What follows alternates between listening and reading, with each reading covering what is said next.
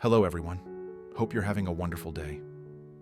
The living room is dim, lit by a single lamp that throws a warm, yellow glow across the old furniture.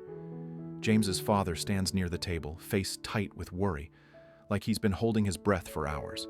He shakes his head, voice low but firm. "No," he says. "I can't accept this."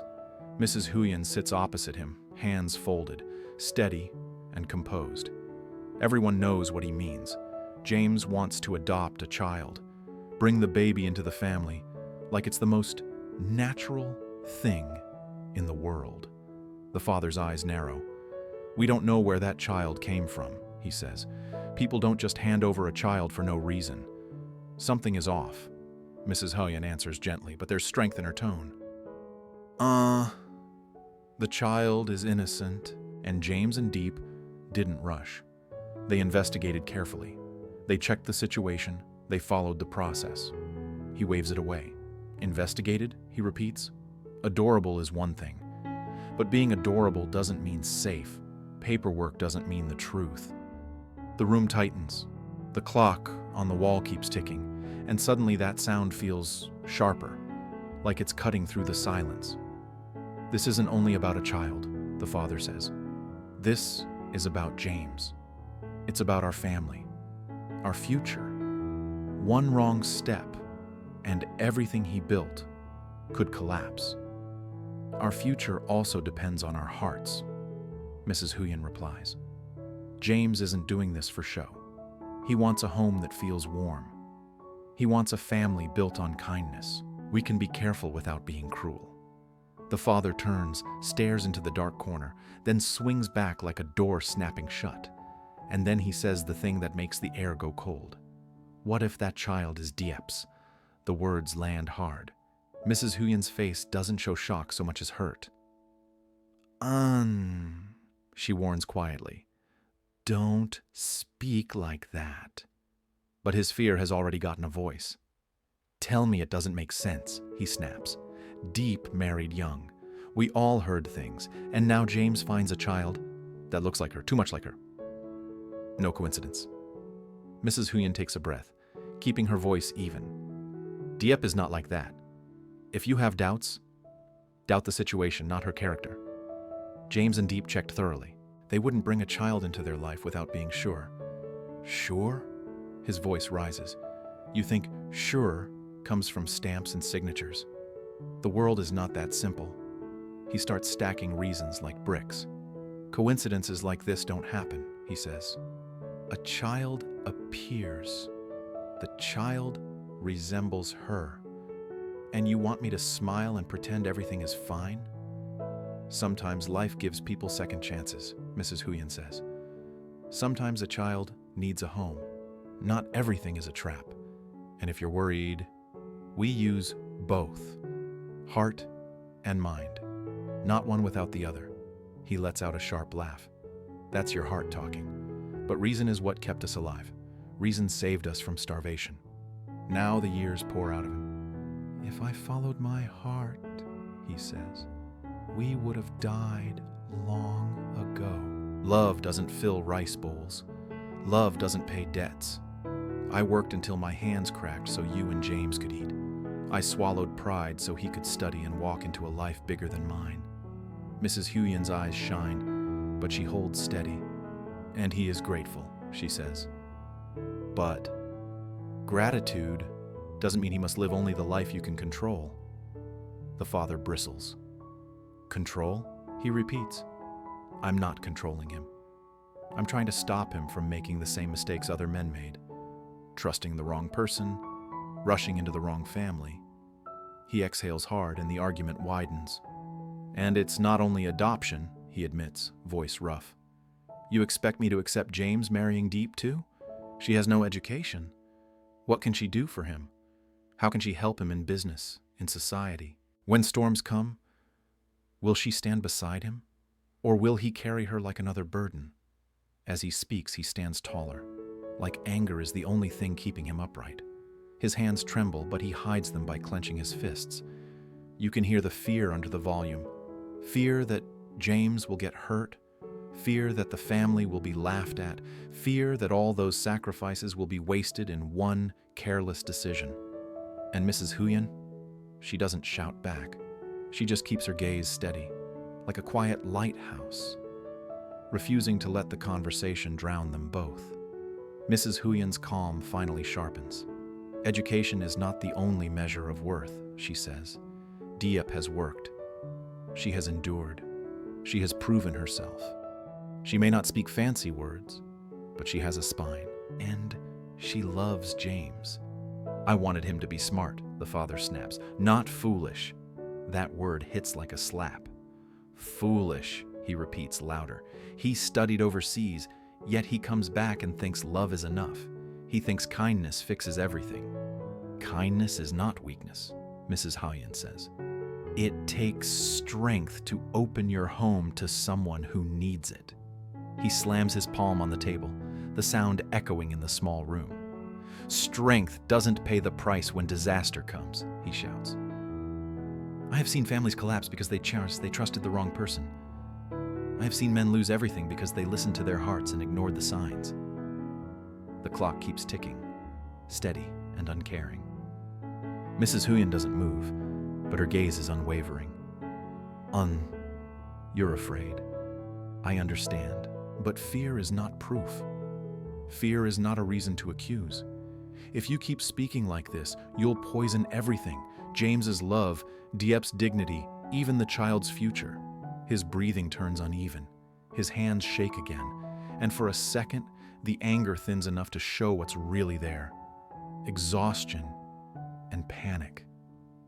In a rough whisper, he admits, I can't lose him.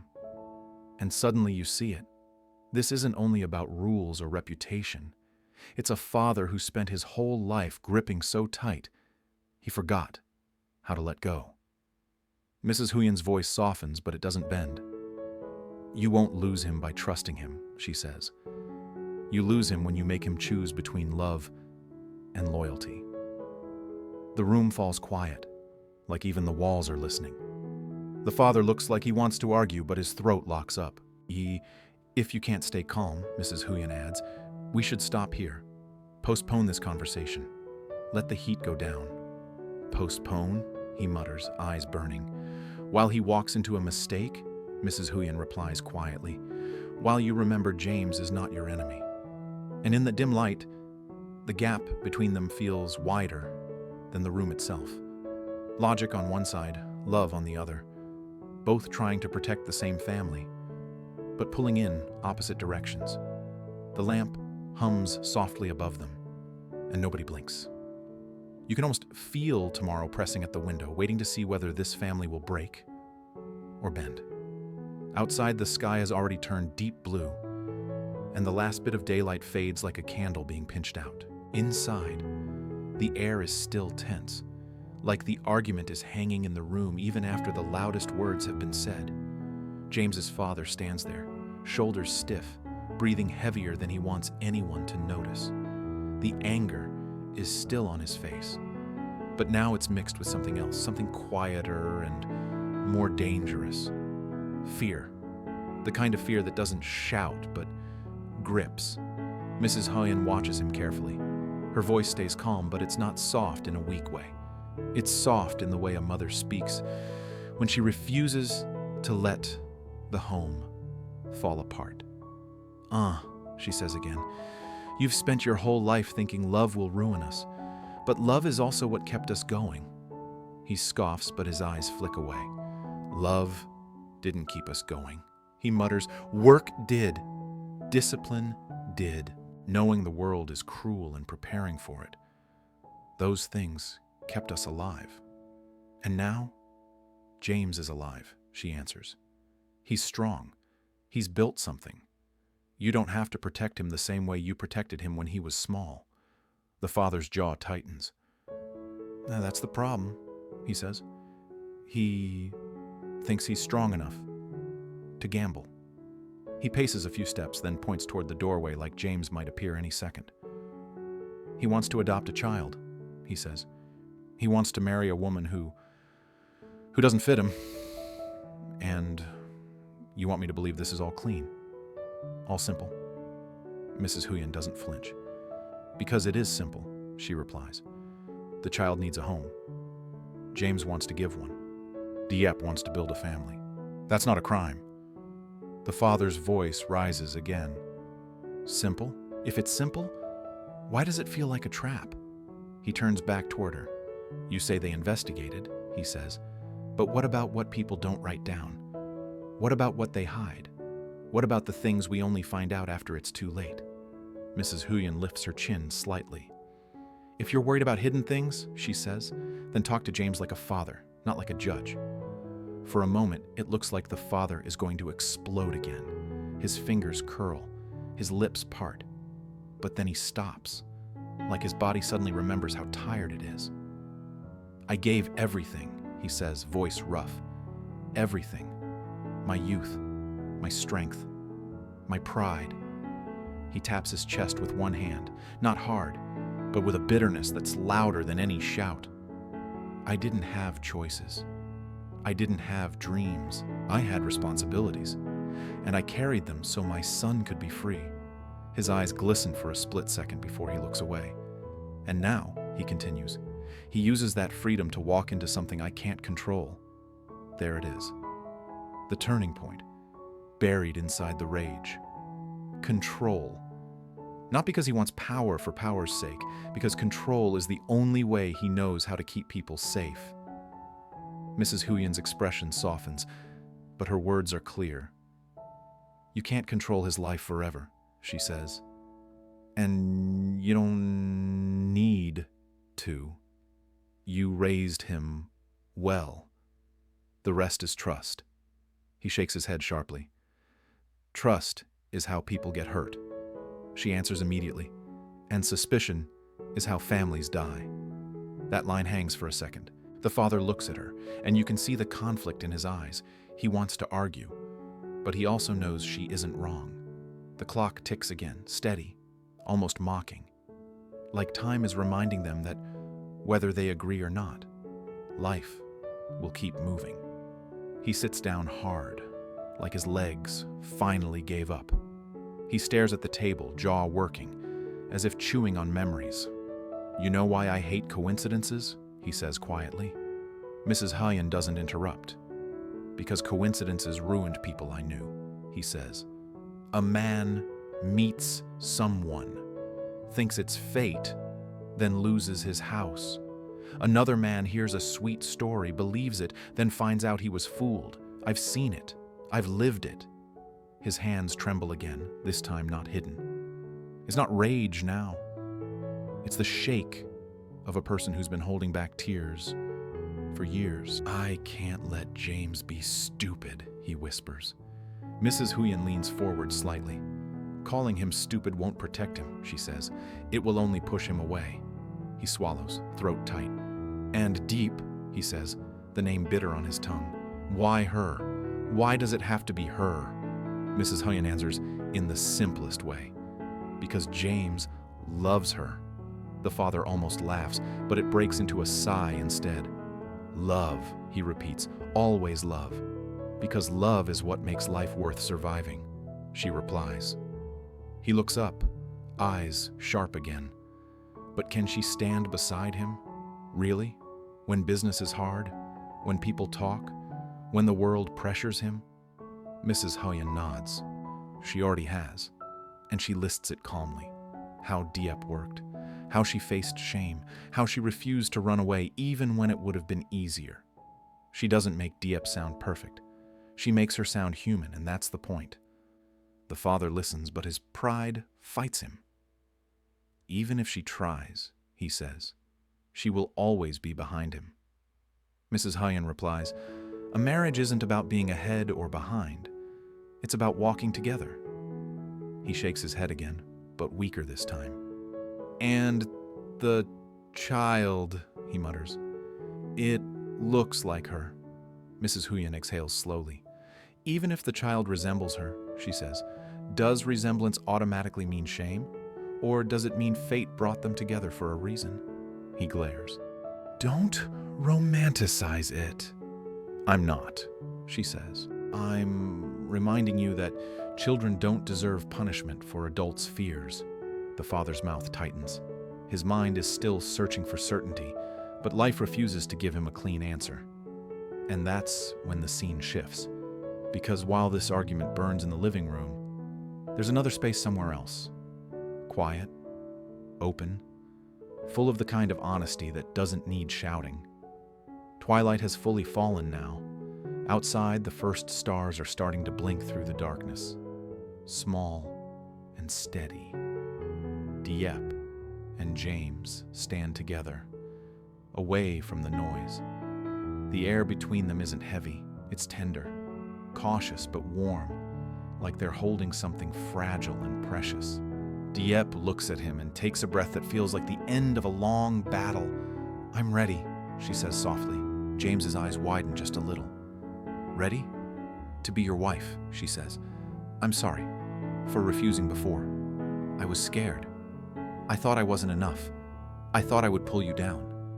James steps closer, his voice gentle. "You never pulled me down," he says. "You kept me grounded." Diep's eyes shine. "I don't want to run anymore," she admits. "I want to stand beside you properly, not halfway, not with doubts, fully." James swallows hard, like he's trying to keep his emotions under control. "Then, let's do it," he says, almost instantly, like he's been waiting to hear those words for years. "Let's get married soon." Diep hesitates, not because she's unsure, but because she's thinking. "We should wait until the company stabilizes," she says. "We both know how fragile things still are. I don't want our wedding to happen while everything is shaking." James's face flickers. "I understand," he says, "but I'm afraid." He exhales. "I'm afraid if we wait too long, something will happen again. Another storm, another obstacle, another reason we can't." Diep reaches for his hand, squeezes it. "Listen to me," she says. "Even if you ask me years from now, I'll still say yes." James looks at her, surprised. "Years," Diep smiles, a small, steady smile. "Because I'm not saying yes, because it's convenient," she says. "I'm saying yes, because I'm sure." Her voice grows stronger. "I've fought my insecurities. I've fought the feeling of being less than. I'm done letting that control me. You chose me, James. And now, I'm choosing you back." That's the real turning point. Not a dramatic kiss, not a grand speech, just mutual resolve, spoken quietly, like a vow only the night can hear. James's eyes soften. He nods, slow. "Okay," he says, after the company stabilizes, "but promise me, no more running." Diep squeezes his hand again. "I promise," she says. They stand there for a moment, hands clasped, and the world feels bigger than their fears. The night sky stretches above them like an open road. The rings, maybe not even on their fingers yet, maybe only imagined, feel present in the way they hold each other, like something is already set, already decided. And yet even in their smiles, there's tenderness that carries leftover worry, because they know what's waiting back inside that house. They know love doesn't automatically erase conflict, but what changes is this: they're no longer unsure of each other. The stars overhead blink like quiet witnesses, steady and patient. The kind of light that doesn't flash, it stays. Back in the living room, the father's anger has burned down into silence. Mrs. Huyen sits there, still, like she's guarding a fragile piece. The father stares at the floor, jaw clenched, eyes wet with frustration he doesn't know how to name. He's not suddenly cured of prejudice. He's not magically supportive, but something has cracked, just enough for doubt to slip in. Maybe it's doubt about his own certainty. Maybe it's the realization that love, the thing he dismissed, is the one force he can't control. Mrs. Huyen watches him, quietly persistent, the lamp casting a soft glow across her face like a promise that she won't give up. And the clock keeps ticking. not waiting for anyone. Time moves forward, whether the father agrees or not, whether fear wins or love does. And as the night deepens, the gap between protection and freedom is still there, wide, painful, but now it's visible, named, exposed, which means the next step isn't pretending it's not there. The next step is choosing hold tighter and risk breaking everything, or loosen the grip and finally let the family breathe. In a dim, tense living room, James's father refuses to accept James adopting a child, suspicious of the baby's origins and convinced the child may be connected to Diep because of their resemblance. Mrs. Hyen firmly defends Diep and insists James and Diep investigated carefully. But the father clings to reason and fear, arguing that only caution kept the family alive through hardship.